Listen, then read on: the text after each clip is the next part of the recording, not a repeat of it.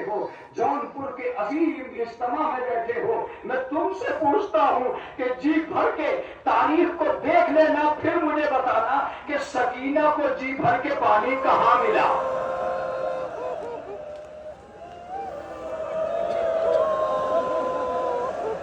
کیا کوئی ایسا موقع آیا کہ جہاں سکینہ نے پانی نہ مانگا؟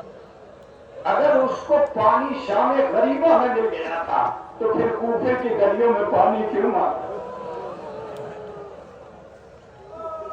اب اگر شام غریبہ میں بیٹھے ہو اور پانی کا ذکر آیا ہے تو مجھے ایک بات کا جواب دے دو اور بات تمام. میں سمجھتا ہوں کہ اس کے بعد مجھے کسی چیز کے پڑھنے کی ضرورت نہیں رہ جائے گی, صرف واقعات کو پورا کروں گا. آج تک اپنی زندگی میں یاد کرو, تمہارے دروازوں پہ جتنے بھی مانگنے والے آئے ہیں, سب نے روٹی مانگی ہے, سب نے کھانا مانگا ہے, سب نے رزق مانگا ہے, سب نے پیسے مانگے ہیں. کوئی بچہ تمہیں ایسا ملا ہے جس نے تمہارا دروازہ کھٹکھٹا کے پانی مانگا ہو؟ اہل بیت کے بچے کوفے میں جو دروازہ کھلا ہوا دیکھتے تھے اس پہ پانی مانگتے تھے.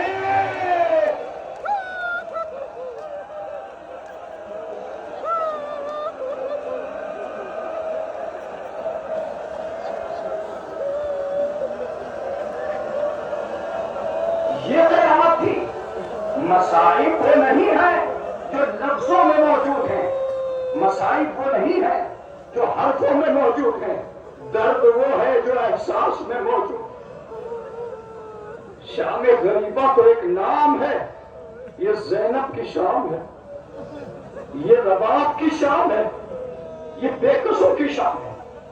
جانتے ہو تم جہاں بیٹھے ہو وہاں پاس میں دریا ہے, جہاں بیٹھے ہو وہاں چند پیڑ ہیں, جہاں بیٹھے ہو وہاں زمین ہے, جہاں بیٹھے ہو وہاں چہار دیواری ہے. تمہیں خیال رکھنا چاہیے کہ تم ان کے لیے آئے ہو جو جلے ہوئے خیموں کی راکھ پر بیٹھے تھے.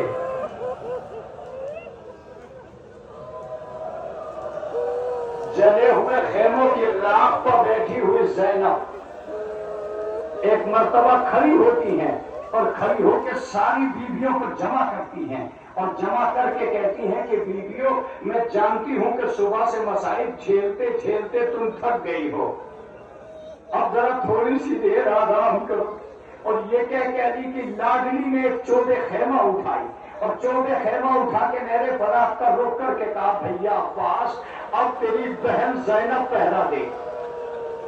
سننا عزیزوں, میں اس کے بعد مجلس کو تمام کر سکتا ہوں اور شام غریبہ کا بیان تمام کر سکتا ہوں, لیکن چند واقعات بہت ضروری ہوتے ہیں, انہیں پہنچانا ضروری ہے. آپ نے حق ادا کر دیا, یہ یقیناً آپ کی آواز بلند ہو گئی, مگر آواز آپ کی ہم تک پہنچے نہ پہنچے مگر امام زمانہ تک پہنچ جائے. امام فرماتے ہیں کہ میرے جد کو رونا رونا کے مارا ہے,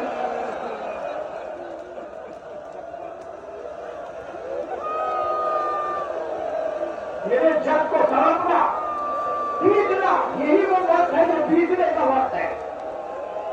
میرے جد کو تڑپا تڑپا کے مارا. میں آپ کو واقعہ سناتا ہوں کہ ابھی مصیبتوں کا سلسلہ تمام بھی نہ ہونے پایا تھا. سارے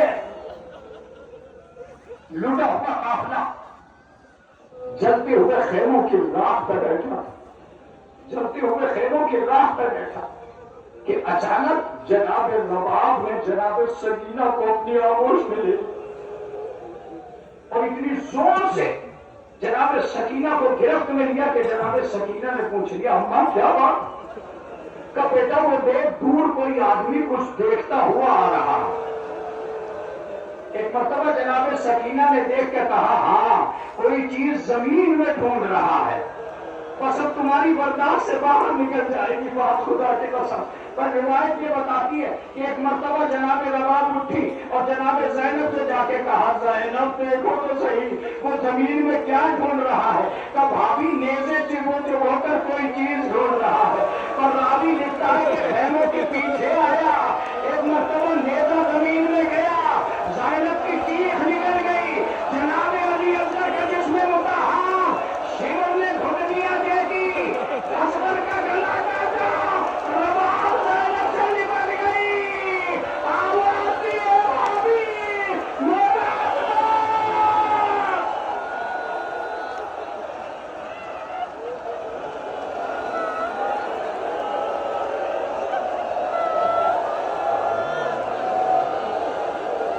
یہ ظلم ہوا ہے، یہ ظلم ہوا ہے۔ تمہاری آوازیں بلند ہونی چاہیے، خدا کے قسم تمہاری آوازیں بلند ہونی چاہیے۔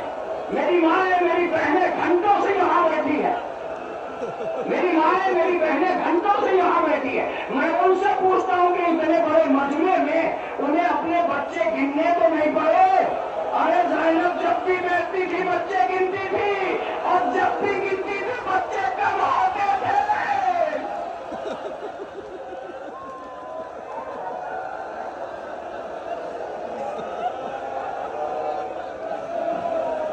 45 بچے لے کے چلی تھی، اور زندان شام تک پہنچتے پہنچتے 6 بچے بچے۔ کون کہہ سکتا ہے کہ ظلم و ستم کا سلسلہ ختم ہو گیا؟ نہیں، ختم نہیں ہوا۔ کہاں تک شام غریبہ ہے مجھے نہیں معلوم، میں نہیں جانتا۔ میں تو اتنا جانتا ہوں کہ اس وقت جب ظالم نے جناب علی اصغر کے سر کو نیزے پر رکھا تو ایک جملہ تو شمر نے بھی کہا کہ یزید ہم سر کو نیزوں پہ لائے ضرور ہیں، ہم سروں کو نیزوں پہ لائے ضرور ہیں، مگر ایک سر ایسا تھا کہ نیزہ بڑا تھا سر چھوٹا۔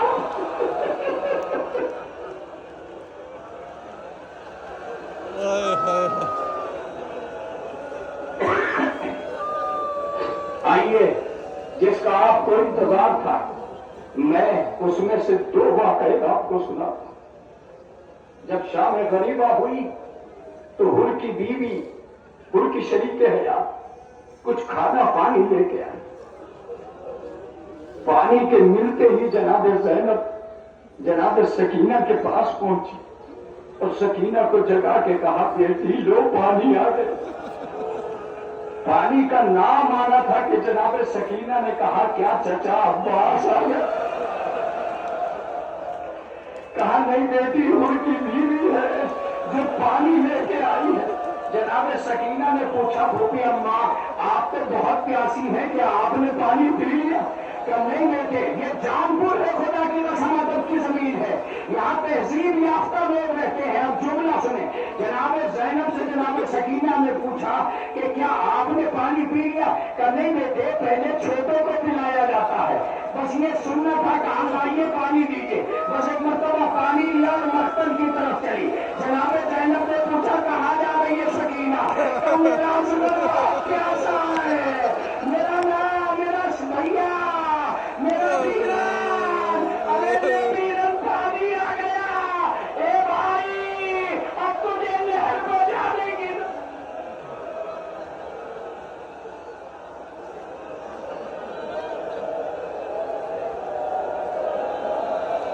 اب تجھے نہر پر جانے کی ضرورت نہیں ہے، بس ایک زحمت اور ہے، جتنا جی چاہے دے لیجیے گا اور جتنا جی چاہے پرسا دے لیجیے گا، تابوت آپ کے حوالے ہو جائے گا۔ میرے اس واقعے کے بعد روایت بتاتی ہے کہ جیسے ہی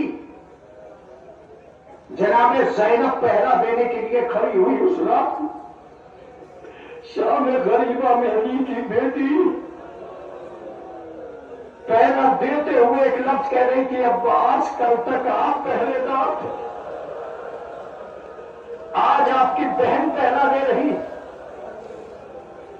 اچانک سے جناب ام کلثوم سے ایک جملہ کہا، ام کلثوم ذرا بچوں کو گنو، بچے کم تو نہیں ہوئے؟ اب جو سارے بچوں کو دیکھا گیا تو جناب ام کلثوم نے بلند آواز سے کہا زینب سکینہ نہیں ہے۔